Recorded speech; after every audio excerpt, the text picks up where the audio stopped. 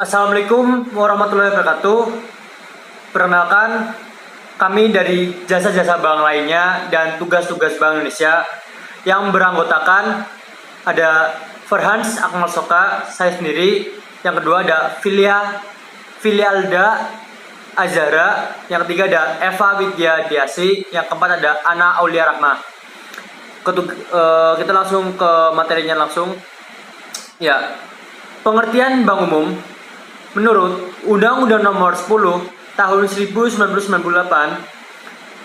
adalah bank yang melakukan kegiatan usaha secara konvensional atau berdasarkan prinsip syariah yang kegiatannya memberikan jasa dalam lalu lintas pembayaran.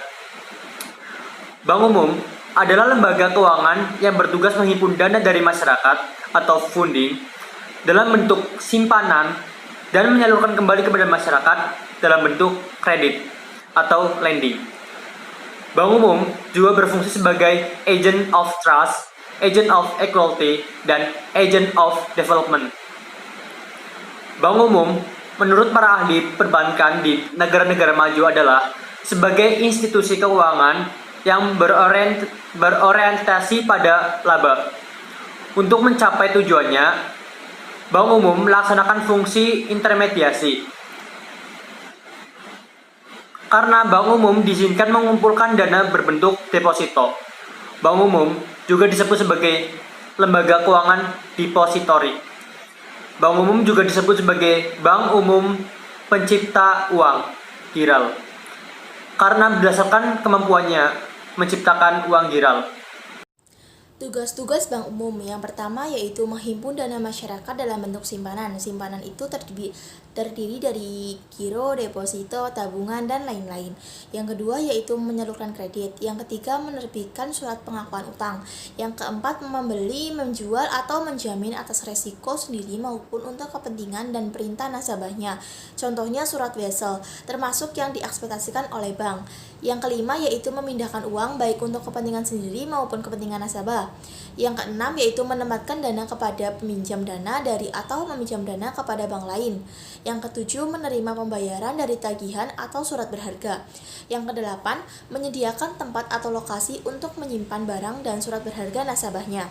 Yang kesembilan melakukan kegiatan penitipan untuk kepentingan pihak tertentu dengan didasarkan suatu kontrak.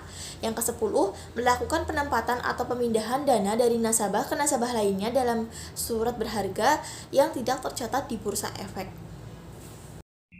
Fungsi bank umum.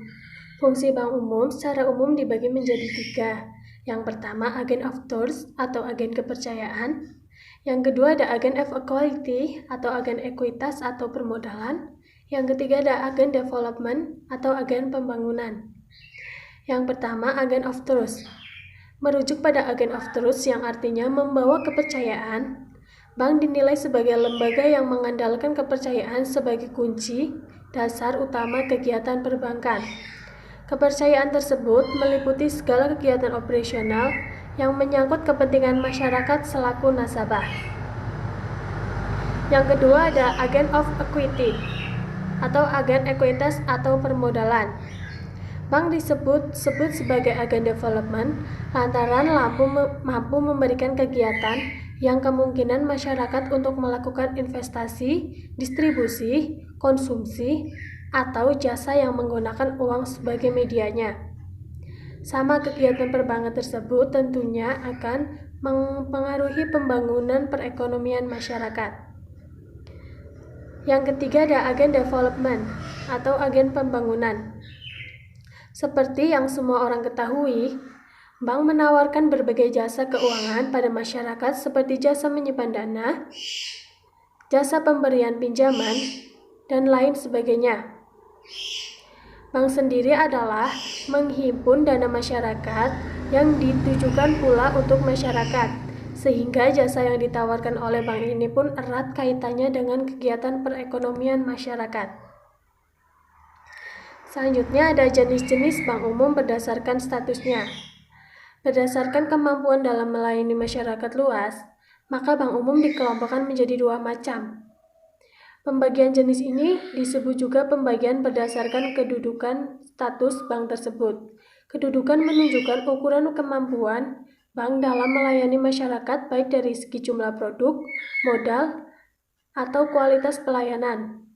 Status bank yang dimaksud adalah sebagai berikut. Dilihat dari segi kemampuannya, dalam melayani masyarakat, maka bank umum dapat dibagi ke dalam dua macam. Pembagian jenis ini disebut juga pembagian berdasarkan kedudukan atau status bank tersebut. Kedudukan atau status ini menunjukkan ukuran kemampuan bank dalam melayani masyarakat baik dari segi jumlah produk, modal, maupun kualitas pelayanan. Oleh karena itu, memperoleh status tersebut diperlukan penilaian. Di sini saya akan melanjutkan jenis-jenis bank berdasarkan statusnya. Jenis-jenis bank berdasarkan statusnya dibagi menjadi dua, yaitu bank devisa dan non-devisa.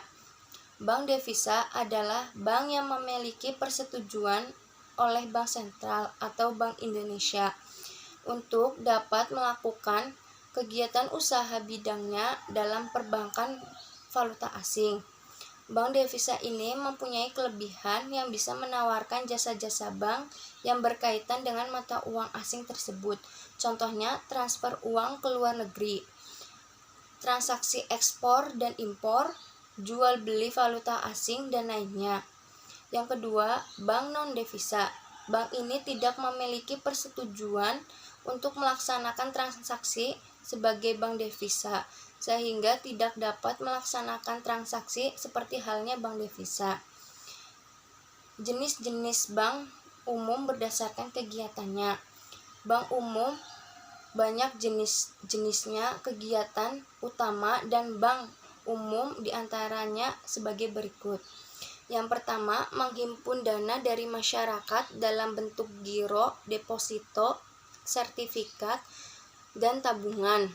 Yang kedua, memberikan kredit. Yang ketiga, menerbitkan surat pengakuan utang. Yang keempat, memindahkan uang baik untuk kepentingan nasabah maupun kepentingan bank itu sendiri. Yang kelima, menerima pembayaran dari tagihan atas surat berharga dan melakukan perhitungan atau dengan pihak ketiga. Yang keenam, menyediakan tempat untuk menyimpan barang dan surat berharga. Yang ketujuh, melakukan penempatan dana dari nasabah ke nasabah lain dalam bentuk surat sehingga tidak tercatat di bursa efek. Sekian dari saya, apabila ada kesalahan saya mohon maaf. Wabillahi taufiq wal hidayah. Wassalamualaikum warahmatullahi wabarakatuh.